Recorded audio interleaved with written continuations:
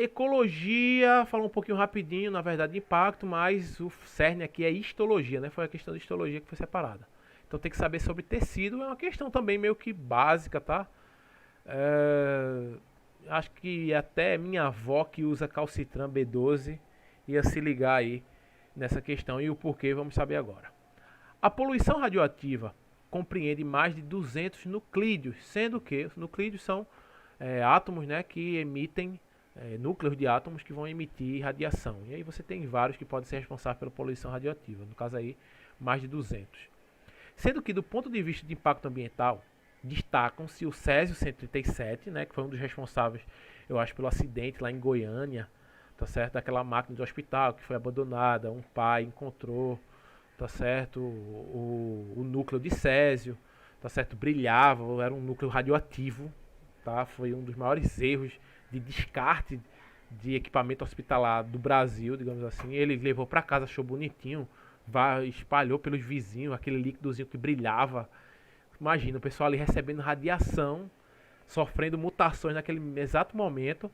Tá certo? Se eu não me engano, a filha desse senhor, desse catador, se eu não me engano, ele era catador, faleceu, ela teve leucemia, justamente por causa dessa mutação, foi outra coisa, tá certo? E, enfim, um monte de gente teve problemas, queda de cabelo e tudo mais, tá certo? E o estrôncio 90, que é o outro, né?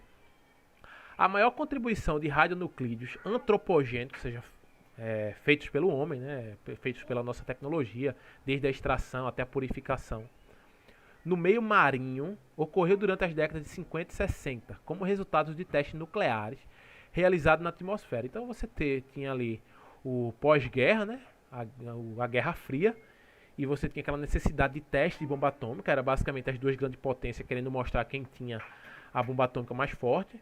Então fizeram vários testes, vocês podem achar na internet testes de bomba atômica no mar, e aí deixavam um navio perto para você ver a magnitude. Então, uma profundidade gigantesca, a bomba atômica era detonada, e você via a quantidade de água que subia, uma coluna gigantesca de metros e metros de água, tá certo? Só que essa radiação ficava presa na água e poluiu aí os oceanos, tá certo? Principalmente nessa década de tantos e tantos testes, tá? Continua acontecendo alguns testes, principalmente no subsolo, né, em alguns países já foi detectado.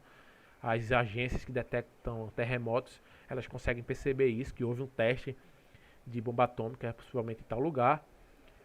E aí, continuando, né, o estrôncio 90, tá certo? Pode se acumular nos organismos vivos e em cadeias alimentares. Lembrando que acúmulo tanto de radioisótopos como também de metal pesado na cadeia alimentar, ela vai se dando gradativamente. Então você tem um monte de peixinho pequenininho que está com mercúrio, por exemplo, que é um metal pesado ou estrôncio 90. E beleza, ele tem pouca quantidade dentro deles, mas um peixe maior que preda eles vai aumentando essa quantidade. Então você tinha, por exemplo, vamos chutar aqui, 1 miligrama de um metal pesado em cada peixinho. Só que se aquele animal ali, um peixe maior, se alimenta de 1.000 peixes ao longo da vida dele, ele vai ter agora, tá certo, 1 grama desse metal pesado. E aí vem alguém, pega aquele peixe e se alimenta dele. Vai pegar aquele 1 grama que ele guardou por toda a vida, porque o metal pesado ele gruda nas células, assim como também alguns radioisótopos, tá certo? Alguns radionuclídeos, como o estrôncio 90. E aí, em razão de sua semelhança química desse estrôncio 90, pode participar no equilíbrio do carbonato e substituir o cálcio em diversos processos biológicos, tá certo? Cálcio. Então ela deu a dica aí, ó. Por isso que eu falei, até minha avó que usa calcitran B12, né? Ou seja, vitamina D com cálcio ali, beleza, vai saber desenrolar. Por quê? Ao entrar numa cadeia alimentar da qual o homem faz parte, eita, o neném chorando aqui. Em qual tecido do organismo humano o estrôncio 90 será acumulado predominantemente? Eu sei que vocês já sabem, mas eu preparei. Vocês podem baixar a aula já em PDF, tá certo? Tá aí no link do vídeo. Eu fiz esse mapa de conceito, né? Para a gente relembrar a histologia. Lembrando que histologia você tem basicamente, tá certo? 5 tipos de tecido, 4 tipos de tecidos principais, né? O tecido epitelial, o tecido conjuntivo, o tecido nervoso e o tecido muscular, beleza? Tecido epitelial, ok? Ele vai se dividir em tecido epitelial, revestimento e glandular. Revestimento tem como função revestir, óbvio, como por exemplo a pele. E aí você tem anexo na pele, que é unha e pelo. Tem outros tecidos, são as mucosas, que fazem parte do revestimento, como mucosa anal, oral, nasal, enfim. E o glandular, você vai ter os tipos, as glândulas endócrinas, o tecido glandular endócrino, né, que libera substâncias para dentro da corrente sanguínea, exócrino para fora da corrente sanguínea, e as glândulas anfícrinas, né, que fazem as duas coisas. No tecido nervoso, você vai ter como célula principal o neurônio, e ele vai se dividir, o tecido nervoso, em sistema nervoso central, que vai ser formado pelo encéfalo, onde você tem o bulbo, o cérebro, tá certo? E a ponte, e você vai ter a medula espinhal, que ela vai aqui da base da cabeça, né, até ali no cóccix, que é a medula espinhal, ou que a gente pode chamar também de medula nervosa. E você tem o sistema nervoso periférico, que é formado pelos nervos cranianos, nervo óptico, nervo auditivo, os nervos que vão basicamente se espalhar pelo crânio, daí o nome nervos cranianos. Os nervos espinhais, que vão se espalhar pelo corpo, do pescoço para baixo, tá certo? E vocês têm uns gânglios nervosos, que são aqueles pequenos bulbos, né? Aquelas pequenas aglomerações de células nervosas ao longo dos nervos, tá certo? Que vão também servir como alguns centros de processamento rápido do sistema nervoso. E a função do sistema nervoso é fazer sinapse, como também um controle corporal. O tecido muscular vai ter como função movimento e vai ter os seguintes tipos: o estriado esquelético, que é o que vai estar ligado ao esqueleto, né, da esquelético. Ele tem, na sua microscopia, se você analisar a célula, o microscópio tem várias estrias, tá certo? Que deixa ele bem característico. Então a função dele vai ser movimentar o esqueleto, movimentar o corpo. Você tem o estriado cardíaco, que é o que forma o coração, que a função dele é fazer os batimentos cardíacos. E você tem um liso, que vai ter onde? Vai estar nas tubas uterinas, por exemplo, vai estar no sistema respiratório, vai estar no sistema digestivo, tá certo? Fazendo o movimento peristáltico. Então, basicamente isso. E você tem o mais complexo de todos, que é o tecido conjuntivo, que vai ter vários tipos. Você vai ter o tecido conjuntivo propriamente dito, onde você vai encontrar o denso, tá certo? E o denso pode ser modelado, como que forma ligamentos e tendões, tá certo? Você tem o não modelado, que vai ter como função preenchimento e apoio, assim como você também tem o frouxo, que vai ter como função preenchimento e apoio também. Você vai ter o conjuntivo do tipo adiposo, que as suas células vão ser os adipócitos, função de reserva, né, como por exemplo a gordurinha acumulada, isolante térmico, ela ajuda a guardar calor, preenchimento, você tem, por mais que você seja o maior magro de todos os tempos, você ainda tem tecido adiposo abaixo da sua camada de pele, né, lá na hipoderme, que ajuda a preencher.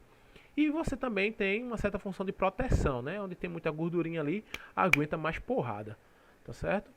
Você tem o cartilaginoso, tá certo? Onde a função é da flexibilidade e resistência, como por exemplo, flexibilidade é o nariz, resistência em alguns ossos, na epífise dos ossos, você tem tecido cartilaginoso, ou seja, na cabeça dos ossos longos, para dar resistência, já que ele vai estar em constante atrito, mesmo que tenha ali o líquido sinovial, por exemplo, que vai causar uma lubrificação.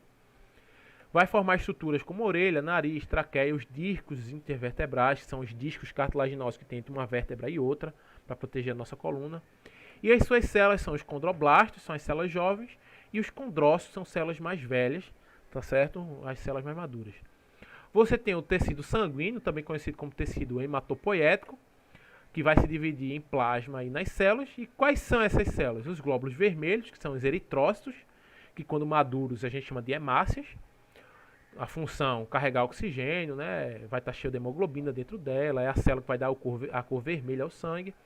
Os glóbulos brancos, que aí você tem os linfócitos, os neutrófilos, os macrófagos, tá certo? Os eosinófilos.